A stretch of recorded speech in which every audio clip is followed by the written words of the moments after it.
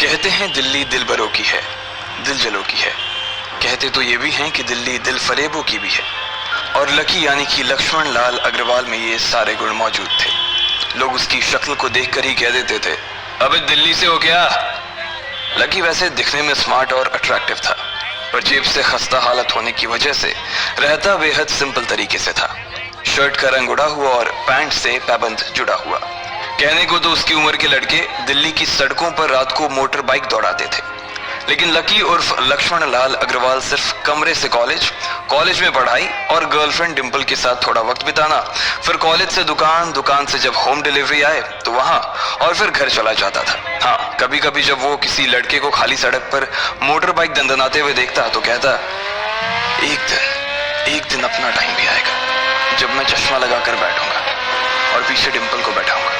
देखना, जब वो मेरी कमर में अपना हाथ कसेगी और मैं तेजी से मोटरसाइकिल को इंडिया गेट के आसपास दौड़ाऊंगा, तो सारे दिल्ली का दिल हम दोनों को देखकर चलेगा। दुकान में रखा हुआ बर्नॉल भी काम नहीं आएगा। लकी ने कहा और अपने हाथ में बर्नॉल की क्रीम को दबा दिया। जैसे ही उसने क्रीम को दबाया, उस क्रीम बाहर आ गई।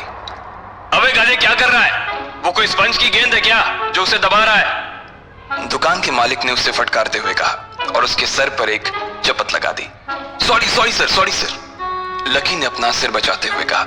वो खरोल बाग में स्थित एक छोटी सी मेडिकल स्टोर पर काम करता था। उसकी दुकान का नाम था चमन मेडिकल स्टोर और उसके ओनर का नाम था चमन लाल। लकी पिछले 5 साल से इन्हीं की दुकान पर काम कर रहा था। यहाँ इस छोटी सी शॉप पर काम करना उसकी मजबूरी थी। लाइफ में कंगाली की वजह से उसे कॉलेज में पढ़ाई पूरी करने के लिए पार्ट टाइम जॉब करना था। उसने कई अच्छी जगह अच्छी तनख्वाह की नौकरी ढूंढी, पर नहीं मिली और वो इस मेडिकल स्टोर पर ही अटक गया। गधे, अब इसके पैसे क्या तेरा बाप भरेगा? कटेगा। इसका पैसा भी तेरी तनख्वाह से कटेगा और एमआरपी से डबल रेट में कटेगा। चमन ने अपने दांतों को किचमिचाते हुए कहा। गुस्से की वजह से उसकी नाक फूल गई थी और लकी की सांसें। उसने घबराते हुए ओनर से पूछा, एमआरपी से डबल क्यों सर जी? ताकि अगली बार से ऐसी कोई हरकत करने से पहले तू डबल बार सोचे। चमन ने कहा और उसके हाथ से ट्यूब छीन ली। उसका जी तो चाह रहा था कि वो लकी की खोपड़ी पर एक और बार अपना हाथ साफ कर ले, लेकिन उससे पहले ही दुकान का फोन बजने लगा। फोन की घंटी बजते ही लकी को वहां से निकलने का मौका मिल गया और वो भागते हुए फोन उठाने के लिए चला गया। हेलो जी, करोल बाग के बेस्ट मेडिकल चमन मेडिकल स्टोर से बोल रहा हूँ, बताइए क्या काम था? ये लकी की पेटेंट लाइन थी। चाहे कहीं से भी फोन आए, लेकिन उसे फोन पर बस यही बोलना था। जैसे ही इधर लकी ने अपनी बात कही, उधर से जवाब आया, मैं ब्लूमिंग नाइट होटल के कमरा नंबर 303 से बात कर रहा हूँ। एक छोटा सा ऑर्डर है, नोट करो और जल्दी से होटल पर डिलीवर करवा दो। वो एक लड़के की आवाज थी। उसकी आवाज में काफी भारीपन और एक अजीब सी जल्दबाजी थी। जैसे ही लकी ने वो आवाज सुनी, पता नहीं क्यों उसे वो आवाज जानी पहचानी सी लगी।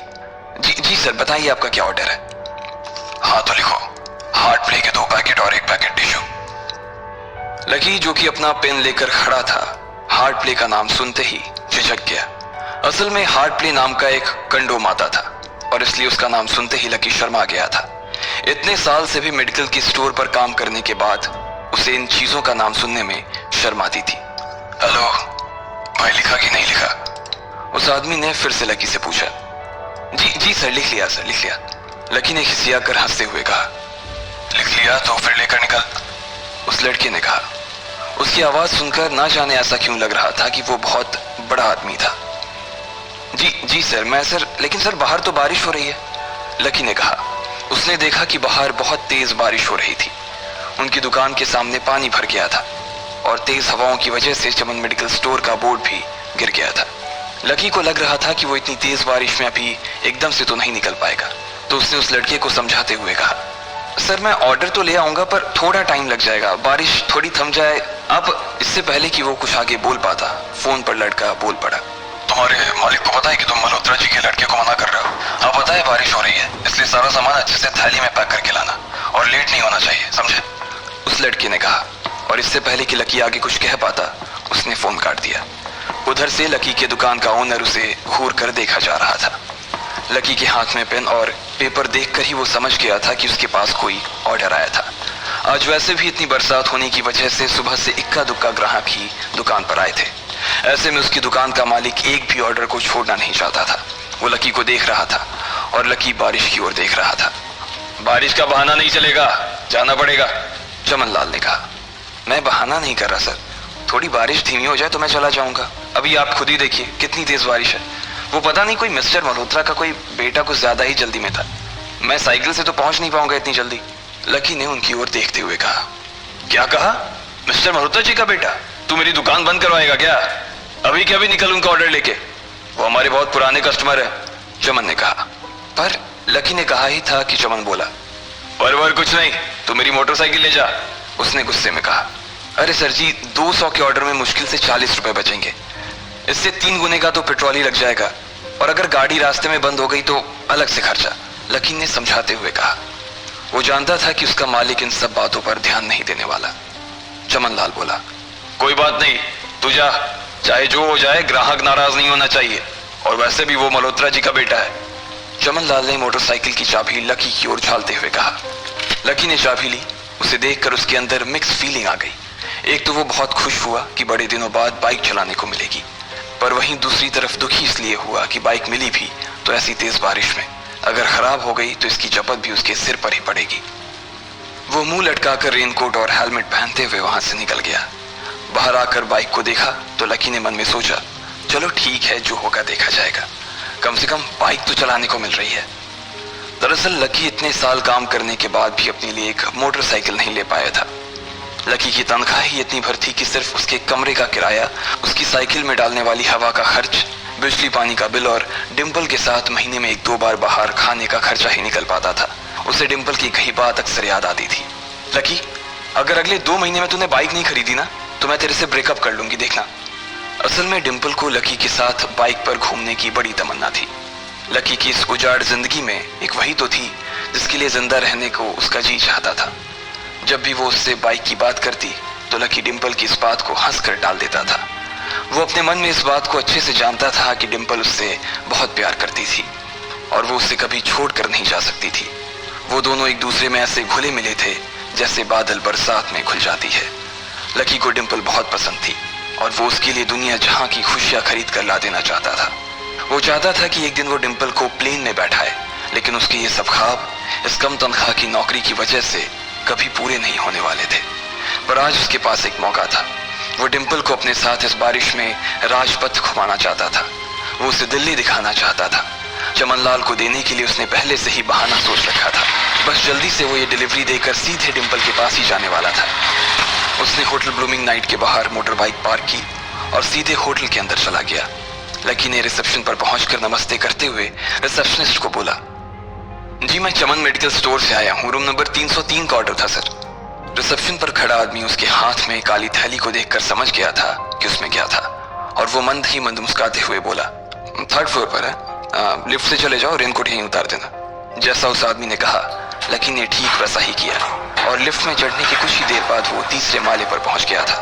वो रूम नंबर 303 के बाहर पहुंचा और उसने डोरबेल बजाई। जैसे ही दरवाजा खुला लकी ने थैली आगे बढ़ाते हुए कहा, नमस्ते, मैं चमन मेडिकल स्टोर से लकी, आपका। इससे पहले कि लकी आगे कुछ कह पाता उसकी आंखें फटी की फटी रह गई थी। उसने अपने सामने जो देखा उसके बाद उसे ऐसा लगा कि बंद छत के नीचे भी उसके ऊपर आसमान से आकर एक जोरदार बिजली गिर गई थी। उसके सामने एक लड़की खड़ी थी। वो लड़की और कोई नहीं बल्कि उसकी गर्लफ्रेंड डिंपल ही थी। उसने एक पर्पल कलर का नाइट गाउन पहन रखा था। उसके काले घने बाल गीले थे और उसने उन्हें अपने कंधे पर फैला रखा था। उसकी खुशबू से ही ये चीज साफ पता चल रही थी कि वो अभी अभी नहा कर आई थी। डिंपल, तुम यहाँ क्या कर रही हो? लकी को अपनी आंखों पर विश्वास ही नहीं हो रहा था। उसने 2 बार अपनी पलकें झपका कर देखा, लेकिन दोनों बार ही उसे अपने सामने डिंपल ही नजर आई। तुम यहाँ क्या मेरा पीछा करते हुए आए हो लकी? डिंपल ने उल्टा उसी के ऊपर पलटवार करते हुए कहा। लकी को देखकर उसके दिल की धड़कन भी तेज हो गई थी। उसे उम्मीद नहीं थी कि लकी यहाँ आ जाएगा। उसने ना तो सुबह से उसे फोन किया था और ना ही उसके मैसेज का कोई जवाब दिया था। वो अपने मन में सोचकर बैठी थी कि वो अगले दिन खुद ही उससे मिलकर बोल देगी कि उसकी तबीयत खराब थी। डिंपल बेबी, क्या हो गया? किससे बात कर रही हो? अचानक से एक गबरू जवान सा लड़का दरवाजे के पास आकर खड़ा हो गया था। उसने बनियान पहन रखी थी। लकी उसे पहचान गया था। साले राहुल के बच्चे, तेरी हिम्मत कैसे हुई मेरी डिंपल को हाथ लगाने की? लकी ने जैसे ही राहुल को देखा उसके तन बदन में मानो आग सी लग गई थी। वो उसे इस वक्त इतना बुरा मारना चाहता था, इतना बुरा पीटना चाहता था, जिसकी कोई हद सीमा नहीं थी। लकी जिस कॉलेज में पढ़ता था, राहुल और डिंपल भी उसी में पढ़ते थे, और वो कॉलेज राहुल के फादर का ही था। डिंपल ने राहुल के पिता की एक कंपनी में जॉब पकड़ ली थी और राहुल उस पर बहुत लाइन मारता था। लकी ने एक दो बार डिंपल को उससे दूर रहने के लिए भी कहा, लेकिन डिंपल ने उसे ये कहकर डाल दिया था कि वो सिर्फ अच्छे दोस्त थे। आज भी इससे पहले कि वो आगे बढ़ता, डिंपल उन दोनों के बीच आ गई। रुक जाओ, डिंपल ने गुस्से में कहा और लकी के सीने पर हाथ रखकर उसे रोक दिया। लकी लंबी सांसें ले रहा था और कुछ ही सांसों के बाद उसका गुस्सा शांत हो गया। अब डिंपल के पास भी छुपाने के लिए कुछ नहीं था, इसलिए उसने लकी से कहा, लकी, आज से तुम्हारा और मेरा ब्रेकअप। ब्रेकअप? लकी के पैरों के नीचे से जमीन खिसक गई थी। उसकी आंखें नम हो गईं। लकी को उसकी बातों पर विश्वास नहीं हो रहा था। उसने डिंपल की ओर देखा और बोला, डिंपल, हम पिछले 1 साल से एक दूसरे के साथ हैं और तुम हो कि मुझसे ब्रेकअप करना चाहती हो? अरे मैं तो तुम्हारे लिए नई बाइक लेने वाला था।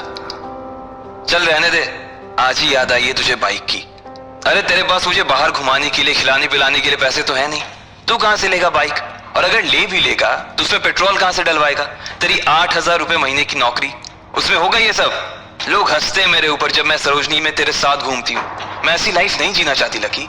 मैं तेरी तरह गरीब नहीं रहना चाहती। तूने मुझे फंसाया था, उल्लू बनाया था तूने मुझे, इसलिए मैंने राहुल से मैचअप कर लिया है। आज से यही मेरा बॉयफ्रेंड है, डिंपल ने गुस्से में कहा। अच्छा, तो बेबी ये है तुम्हारा वो बेकार सा एक्स बॉयफ्रेंड? राहुल ने पूछा और डिंपल के बगल में आकर खड़ा हो गया। फिर उसने लकी के हाथ से थैली उठाई और उसमें से हार्ड प्ले का पैकेट निकालकर उसे चिढ़ाने के लिए उसे हवा में लहराने लगा। बाप रे, इससे बदकिस्मत इंसान इस दुनिया में और कौन होगा? राहुल ने उसकी टांग खींचते हुए कहा। लकी के पास उसकी बात का कोई जवाब नहीं था। उसने गुस्से से डिंपल की ओर देखा और अपनी हाथों की मुट्ठी भींच ली। फिर वो वहां से निकल गया। अबे पैसे तो ले जा, सब कुछ फ्री में देता जाएगा क्या? राहुल ने जोर से ठहाके लगाते हुए कहा, लेकिन लकी बिना उसकी बात सुनते ही निकल गया। उसके दिमाग में डिंपल के कहे शब्द गूंज रहे थे। उसने कभी सपने में नहीं सोचा था कि डिंपल उसके साथ कुछ ऐसा भी कर सकती थी। जिस इंसान के लिए वो इतना कुछ करना चाह रहा था, उसे उसकी कोई कदर ही नहीं थी। लकी इतना हताश हो गया था कि बुरी तरह से रोने लगा। इस बार वो लिफ्ट से नहीं बल्कि सीढ़ियों से नीचे उतरा और एक ही एक सीढ़ी उतरने के साथ उसके आंसू आंखों से छलकते जा रहे थे। जब उसकी आवाज सुनकर कुछ लोग अपने कमरे से बाहर आए तो लकी ने तुरंत अपने आंसू पोंछे और तेजी से वहां से भाग गया। उसे जिंदगी में पहली बार प्यार हुआ था और पैसों की कमी की वजह से ना सिर्फ उसका प्यार बल्कि उसकी पूरी जिंदगी बर्बाद हो गई थी। लकी जैसे ही बाहर आया तो उसने देखा कि बाहर अंधेरा हो गया था। आसमान में तेज बिजली कड़की और बारिश जो थमी थी एकाएक फिर से झमाझम बरसने लगी। ये देख लकी के थमे हुए आंसू एक बार फिर से छलक गए। उसका दिल बुरी तरह से टूट चुका था, लेकिन उसे इस बात की खुशी भी हो रही थी। आखिर आज उसे डिंपल का असली चेहरा नजर आ गया था। वो तो उसके साथ घर बसाने की सोच रहा था, लेकिन अच्छा हुआ कि उसने पहले ही उसका घर बर्बाद होने से बचा लिया। लकी को दुख तो बहुत हो रहा था, पर उसे ये भी लग रहा था कि उसे आगे चलकर यही दुख उसे खुशी देने वाला था। लेकिन एक चीज थी जो लकी को परेशान कर रही थी, वो थी उसकी माली हालत। उसकी जेब इतनी तंग थी कि उसे फटी हुई जेब की पैंट पहनकर घूमना पड़ता था। कभी कभी तो लकी सिर्फ रोटी खाकर दिन काट लेता था। वो कब से कोशिश कर रहा था कि कोई अच्छा काम पकड़ सके, लेकिन उसे कोई काम देने को राजी नहीं था। उसने टूटे हुए दिल को दिलासा देते हुए मन में सोचा कि डिंपल पर खर्च होने वाले पैसे बच जाने से शायद उसके हालत सुधर जाएंगे, पर फिर भी वो रातों रात रईस नहीं हो जाने वाला था। उसने ऊपर आसमान की ओर देखा और जोर से चिल्लाया, अगर इतना ही अनलकी बनाना था तो फिर नाम लकी क्यों रखा भगवान? वो जितनी जोर से चिल्ला सकता था उतनी जोर से चिल्लाया। उसकी आवाज से आसपास खड़े लोग एक बार तो डर गए थे। लकी ऊपर ही देख रहा था और उसके आंसू बारिश के पानी के साथ मिल गए थे। जैसे ही वो फूट कर रोने को था, तभी उसके फोन पर एक मैसेज आया। जैसे ही लकी ने अपना फोन निकालकर उस मैसेज को पढ़ना शुरू किया, उसकी तो आंखें ही चमक गई। अचानक उसके आंसू हंसी में बदल गए और वो जोर जोर से वहीं सड़क पर नाचने लगा। उस मैसेज में लिखा था, परिवार की रिसर्च और परिवार के निर्णय के हिसाब से अग्रवाल परिवार का वारिस लक्ष्मण लाल अग्रवाल उर्फ लकी ने गरीबी अभ्यास की परीक्षा को पास कर लिया है और आज से ही वो उस जमीन और उस जायदाद का मालिक हो जाएगा जो परिवार ने उसके नाम कर रखी थी। ये कैसा मैसेज था? आखिर कौन था लकी, क्या थी उसकी असलियत, और वो कैसे रातों रात ही अनलकी से लकी हो गया था।